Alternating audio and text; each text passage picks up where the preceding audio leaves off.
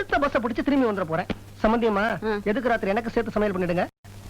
அது இருக்கட்டும், உங்க பொண்ணுங்க அதையும் வர சொல்லுங்க. அதுகிட்டே ஒரு வார்த்தை சொல்லிட்டு போயிடுறேன். கோயிலுக்கு போயிருக்கா சம்பந்தி. காலையில டான்னு 7 மணிக்கு பக்கத்துல இருக்க முருகன் கோயிலுக்கு போனான்னா 9:30க்கு தான் வருவா. நான் இன்னைக்கு ஊருக்கு போற விஷயம் அதுக்கு தெரியுமா தெரியாதா? தெரிஞ்சிருக்கும். தெரிஞ்சிருந்துமா கோயிலுக்கு போயிருக்க? எந்த ராஜா எந்த பட்டணம் போனாலும் அவ கோயிலுக்கு போவா. காலையில 2 மணி நேரம், சாயங்காலம் 2 மணி நேரம். அதுதான் அவளுக்கு பெரிய பொழுதுபோக்கு. இதை விட ஒரு நல்ல பொழுதுபோக்கு உங்க பொண்ணு கொடுக்க முடியாதா? ஏன் முடியாது? நான் கொடுக்கறேனே. எங்க கோயில் கடையில ஏதாவது பக்தி புஸ்தகம் வந்ததுன்னா முதல்ல ஒரு புஸ்தகம் வாங்கி அவ கையில கொடுத்துட்டு தான் மறுவேலை. பக்தி புஸ்தகங்கள் படிக்க வேண்டிய வயசு தானே. டைப் ரைட்டிங் ஷார்ட் கிளாஸ் போறியான்னு கேட்டேன். வேணான்னு சொல்லிட்டா. தையல் மிஷின் வாங்கி தரேன், தையல் கத்துக்க. 4 வீட்டுல தெரிஞ்சவங்களுக்கு வேண்டியவங்களுக்கு கைலி தைக்கிறது, புடவைக்கு ஓரடிச்சு கொடுக்கறது, இதெல்லாம் செஞ்சுக்கிட்டு இருந்தா பொழுதுபோக்குன்னு சொன்னேன். கேட்க மாட்டேங்கிறா. இதே கும்பகோணத்துல 3 சபா இருக்கு மாமா. 3லயும் நான் மெம்பர். டிராமா டிக்கெட் வரும், சினிமா டிக்கெட் வரும், டான்ஸ் டிக்கெட் வரும். அவளுக்கு தான் நான் முதல்ல கொண்டு வந்து தருவேன். போனா தானே. அக்கா ரொம்ப பிடிவாத காரி மாமா. எனக்கு நிறைய ஃப்ரெண்ட்ஸ் இருக்காங்க சார். அவங்களுக்கு எல்லாம் வீட்டுல அக்கா தங்கச்சி இருக்காங்க. வாக்கா போலாம், பொழுது போவோன்பேன். அக்கா வரவே மாட்டாங்க சார். சோ பக்கத்துல இருக்கிற முருகன் கோயிலுக்கு காலையில 2 மணி நேரம், சாயந்தரம் 2 மணி நேரம் போயிட்டு வருதுதான் அந்த பொண்ணோட வாழ்க்கைங்கிறீங்க. வாழ்க்கை இல்ல, தலைவிதி. அந்த கும்பேஸ்வரர் அப்படி எழுதிட்டான். அதை யாரால மாத்த முடியும்? கரெக்ட். கும்பேஸ்வரரே எழுதிட்டா யாரால மாத்த முடியும்?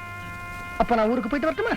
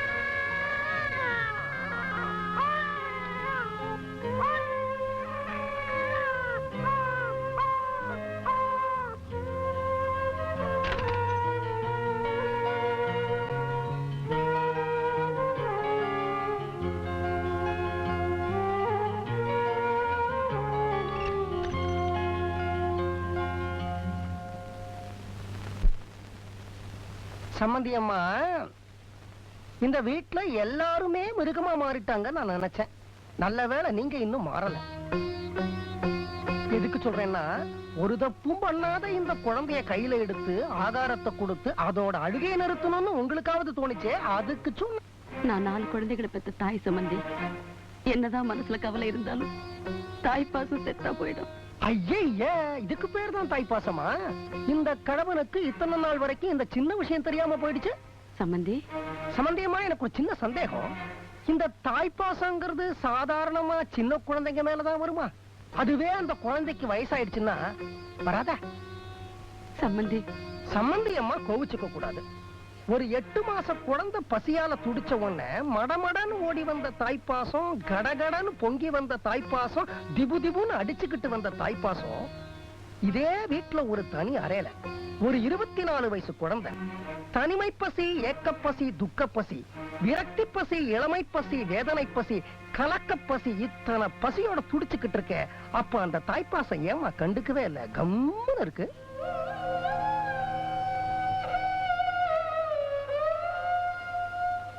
ஐயோ, இந்த வயசுல இந்த கணவனுக்கு வரக்கூடிய ஒரே பசி வயத்து பசி வந்துடுச்சு. ஹோட்டல் மூடுற சமயம் நான் கிளம்புறேன். தாயே பாசம் காட்டாத இந்த உலகத்துல ஹோட்டல் காரனா பாசத்தை கட்ட போறான்.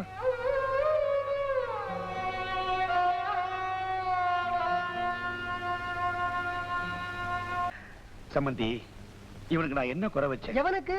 அவனுக்கு தான். உள்ள கல்லா சிலையா இருக்கானே அவனுக்கு. என்ன ஏன் இப்படி வாட்டி வதைக்கிறான்? கங்கணம் கட்டிக்கிட்டு என் குடும்ப வாழ்க்கையில அமைதியை குறைக்கிறானே. ஏன் சம்பந்தி? கடவுளை பத்தி என்கிட்ட கம்ப்ளைண்ட் பண்றீங்களா? நீங்க உங்க பிரச்சனை என்கிட்ட சொல்லுங்க. உங்க சார்பில் நான் அவங்கிட்ட கட்டு பாக்குறேன். எனக்கு என் பொண்டாட்டிக்கு பேச்சுவார்த்தை போயிடுச்சு. குடும்பத்துல நிம்மதி இல்ல. சம்பந்தி, நான் வேற எதுக்கும் ஆசைப்படல. அது விஷமாவே இருந்தாலும் அவகையால் சாப்பிட்டு தான் பழக்கம். இப்போ அவகையால் சோறு கூட சாப்பிட முடியல. ஏன் என்னையும் என் பொண்டாட்டி பிரிச்சாவன்? குடும்பத்தையும் சுடுகாடாக்கிட்டான். ஏன் சம்பந்தி? இவ்வளவுதானே. ஒரு நிமிஷம் இருங்க, நான் அவனையே கேட்டு சொல்றேன். ஏன்பா, நீ பண்றது உனக்கே நல்லா இருக்கா? ஏன் உன் பக்தனை இப்படி சோதனை பண்ற? ஆ? ஓஹோ, அப்படிங்கிறியா? ஒரு நிமிஷம் நான் அவர்த்தையே கேட்டுடுறேன். சம்பந்தி, உங்க கோயில் வாசல்ல புத்தக கடை ஒண்ணு இருக்காமே, அங்க புதுசு புதுசா நிறைய பக்தி புத்தகங்கள் வந்திருக்கான். அத ஒன்னொன்னா வாங்கி படிக்க சொல்றான். மனசுக்கு ஆறுதலா இருக்குமா? மனசுல இவ்வளவு பெரிய கவலை இருக்கும்போது பக்தி புஸ்தகம் படிக்க முடியுமா சம்பந்தி? கேட்டேனே, கேட்டேன். கேட்காம இருக்க முடியுமா? நான் உங்க சைடு இல்லையா கேட்டேன். அதுக்கு அவன் என்ன சொல்றான்?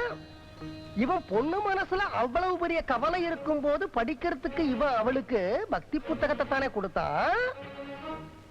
உங்களதான் சம்பந்தி. ஆனா இவன் மனசுல பெரிய கவலை இருக்கும் போது இவனுக்கு பக்தி புத்தகத்தை கொடுத்தா படிக்க மாட்டானா, காதல் புத்தகத்தை கொடுத்தாதான் படிப்பானா அப்படின்னு கேட்கறான் சம்பந்தி. சம்பந்தி, எதையுமே நானா கேட்கல. அவன் என்ன கேட்டானோ அதைத்தான் நான் உங்ககிட்ட கேட்டேன். நான் உங்ககிட்ட தாறுமாறா கேட்டுற முடியுமா? நான் உங்களுக்கு மரியாதை கொடுக்கணும் இல்லையா? நான் ஆஃப்டர் ஆல் பொண்ணை கொடுத்த சம்பந்தியாச்சே.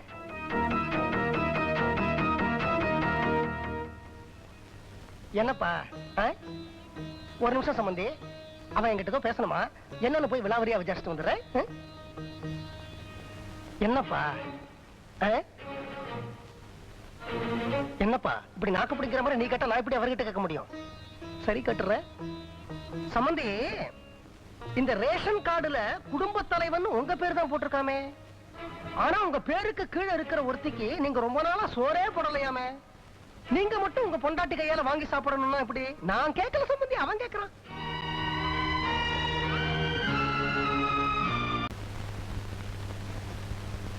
வாங்க மிஸ்டர் சத்தியமூர்த்தி, வாங்க வாங்க, உட்காருங்க உட்காருங்க. என்ன இவ்வளவு தூரம்? நாளைக்கு நல்ல நாள், எல்லாம் ஏற்பாடு பண்ணிட்டேன். காலையில 8 மணிக்கு ஊரை கூட்டி அந்த குழந்தைய நான் தத்தெடுத்துக்க போறேன். நீங்கள் அவசியம் வரணும். இது விஷயமா உங்களுக்கும் உங்க பொண்டாட்டிக்கும் ஏதோ கருத்து பேதம்னு கேள்விப்பட்டேன். ஏன் சார் மூடி மறைக்கணும்? இப்ப அவ என் கூட இல்ல. நானும் கொஞ்ச நாள் யோசிச்சேன், வேணான்னு தான் நினைச்சேன். அப்புறம் என்ன வந்தாலும் வரட்டும்னு அந்த குழந்தையை தத்தெடுத்துக்கிறதா நான் முடிவு பண்ணிட்டேன். அந்த குழந்தைக்கு ஒரு விலாசத்தை கொடுக்கறத பத்தி எனக்கு சந்தோஷம் தான். ஆனா உங்க பொண்டாட்டியோட விலாசத்தை தொலைச்சிட போறீங்களா சார்? வேற வழி. என் குடும்பத்துல எல்லாரும் மேலயும் எச்சில் துப்பாதீங்க, என் மேல மட்டும் துப்புங்கன்னு இந்த ஊர் உலகத்துக்கு சொல்ல போறேன். உங்களுக்கு குடும்ப கௌரவம்னா அவ்வளவு முக்கியமா? குடும்ப பாரத்தை சுமக்க வேண்டிய தலைப்பில்ல சார் நான். அப்படின்னா ஏற்கனவே சுமந்துகிட்டு இருக்கிற பாரத்தை இறக்கி வச்சிருங்களேன். இந்த பாரத்தை நீங்க ஈஸியா சுமக்கலாமே. என்ன சார் சொல்றீங்க? முதல்ல தாராபாத்து கொடுங்க, அப்புறம் தத்தெடுத்துக்கலாங்கிறேன். யார சார் தார வார்த்தை கொடுக்கணும்? தார தாரையா கண்ணீர் வடிச்சுக்கிட்டு இருக்கிற உங்க தங்கச்சிய. பொம்பளைக்கு 2ஆம் கல்யாணமா? அதுவும் எங்க குடும்பத்திலயா? சார், படிக்கிறதுக்கும் படம் பார்க்கறது தான் நல்லா இருக்கும். அவ கொடுத்து வச்சது அவ்வளவுதான். சின்ன வயசுல புருஷன் செத்துட்டா அவ கொடுத்து வச்சது அவ்வளவுதாங்கிறோம். அவளே செத்துட்டா அப்பவும் அவ கொடுத்து வச்சது அவ்வளவுதாங்கிறோம். ஆக கூடி பொம்பளைங்க கொடுத்து வச்சது அவ்வளவுதான் போல இருக்கு. மறுபடியும் கொஞ்சம் குங்குமத்தை எடுத்து நெத்தியில இட்டுக்கிறதுக்கும், பூ அள்ளி தலையில சுத்திக்கிறதுக்கும், ஒரு மஞ்ச கயித்தை எடுத்து கழுத்தை சுத்தி கட்டிக்கிறதுக்கும் மட்டும் நான் சொல்லல மிஸ்டர் சத்தியமூர்த்தி. ஒவ்வொரு ஆணுக்கும் சரி, ஒவ்வொரு பொண்ணுக்கும் சரி, கண்டிப்பா ஒரு துணை அவசியம். சாதாரணமா உடல் கூறுகளை வச்சு ஆம்பளைங்களை பலமானவங்கன்னும் பொம்பளைங்களை பலகீனமானவங்கன்னு சொல்றோம். பலமான அந்த ஆம்பளைக்கு பலகீனமான ஒரு பொம்பளை தேவைப்படும் போது பலகீனமான அந்த பொம்பளைய ஒரு துணை கூட இல்லாம இன்னும் பலகீனமாக்குறது என்ன சார் நியாயம்? உங்க தங்கச்சிக்கு அண்ணனாக போறீங்களா இல்ல அந்த குழந்தைக்கு அப்பா ஆக போறீங்களா? முதல்ல தங்கச்சிக்கு அண்ணனாக போறேன். அப்ப குழந்தையோட அப்பாவை உங்க முன்னாடி கொண்டு வந்து நிறுத்துறது என் பொறுப்பு. குடும்ப கௌரவத்தையே காத்துல பறக்க விடுற அந்த குழந்தை யாருக்கு பிறந்த குழந்தையா இருந்தாலும் சரி, ஆனா உங்க பொண்டாட்டி பத்தினியா இருக்கணும்ல. What a great man.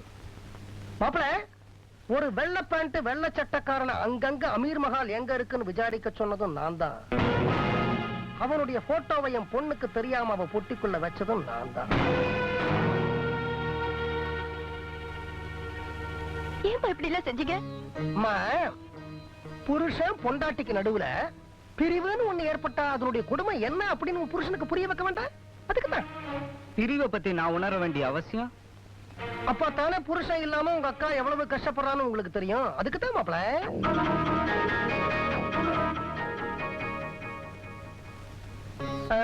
ஏன் மாப்பிள, நீங்க தான் 3 சபால மெம்பர் ஆச்சே. உங்க பொண்டாட்டி உங்களை விட்டு பிரிஞ்ச உடனே ஒரு மனசு ஆறுதலுக்காக நீங்க நாடகத்துக்கு போயிருக்கலாம், டான்ஸுக்கு போயிருக்கலாம், பாட்டு கச்சேரிக்கு போயிருக்கலாம். ஏன் மாப்பிள பிராண்டி கடைக்கு போனீங்க?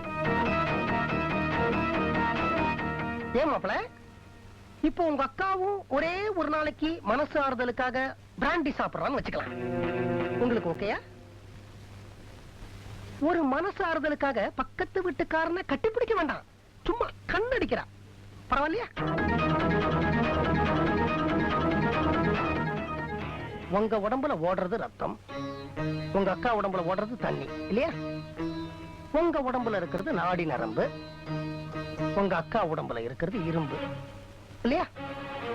உங்களுக்கு மட்டும் உணர்ச்சிகள்லாம் இருக்கு, உங்க அக்கா ஜடமா தான் இருக்கணும் இல்லையா? மன்னிக்கணும் மாப்பிள, உங்களை பத்தியும் உங்க பொண்டாட்டிய பத்தியும் மட்டும் கவலைப்படுறவங்க கிட்ட இதெல்லாம் எதிர்பார்த்தது என் தப்பு தான். ஏண்டா கண்ணா, அவ உன்னை விட்டு பிரிஞ்சு போன உடனே உன் மனசு ரொம்ப சங்கடமா இருக்குன்னு சொன்னியே. உனக்குத்தான் ஃப்ரெண்ட்ஸுங்க எக்கச்சக்கமாச்சே, அவங்க வீட்டுக்கெல்லாம் போக வேண்டியதானே, மனசுக்கு ஆறுதலா இருக்குமே. சார், மனசுல இவ்வளவு பெரிய கவலை இருக்கும்போது ஃப்ரெண்ட்ஸ் வீட்டுக்கெல்லாம் போனா எப்படி சார் ஆறுதல் கிடைக்கும்? உங்க அக்கா மனசுல அவ்வளவு பெரிய கவலை இருக்கும்போது எனக்கு நிறைய ஃப்ரெண்ட்ஸுங்க இருக்காங்க சார். அவங்களுக்கு அக்கா தங்கச்சிங்க எக்கச்சக்கமா இருக்காங்க சார். அவங்க வீட்டுக்கெல்லாம் போனா இவளுக்கு மனசுக்கு ஆறுதலா இருக்கும் சார். ஆனா வர மாட்டேங்கிறா சார் அப்படின்னு சொன்னியே, அது மட்டும் எப்படிப்பா? அந்த ரெட்டப்பின்னலுக்கு நீ தாலி கட்டிட்டியா? இல்ல சார். அவ கன்னத்துல, காதுல, மூக்குல, நாக்குல இச்சு இச்சு இச்சு இப்படி ஏதாவது பண்ணிருக்கிறியா? இல்ல சார். அவ உனக்கு துணிமணி துவைச்சு போட்டுருக்காள? இல்ல. சமைச்சு போட்டுருக்காள? இல்ல. கைய கால புடிச்சு விட்டுருக்காள? இல்ல. நீங்க 2 பேரும் இல்லற சுகத்தை அனுபவிச்சுட்டீங்களா? இல்ல சார். இப்படி எந்த சுகத்தையுமே அனுபவிக்காத ஒன்னாலேயே கேவலம் 8 நாள் கூட அவ பிரிவை தாங்க முடியல. வரப்பு மேட்லயும் ஆத்து மேட்லயும் அங்கேயும் இங்கேயும் தேவதாஸ் மாதிரி சுத்திக்கிட்டு இருக்கிறியே. ஆனா உங்க அக்கா இந்த அத்தனை சுகங்களையும் 8 மாசம் அனுபவிச்சுட்டு இப்ப தன் புருஷனையும் இழந்துட்டு 8 அடிக்கு 8 அடி ரூமுக்குள்ள தன்னுடைய உணர்ச்சிகளை உள்ளடக்கி செத்து புடுங்கிக்கிட்டு இருக்கிறாளே, அவளுக்கு ஏதாவது பண்ணணும்னு உனக்கு தோணிச்சாடா கண்ணா?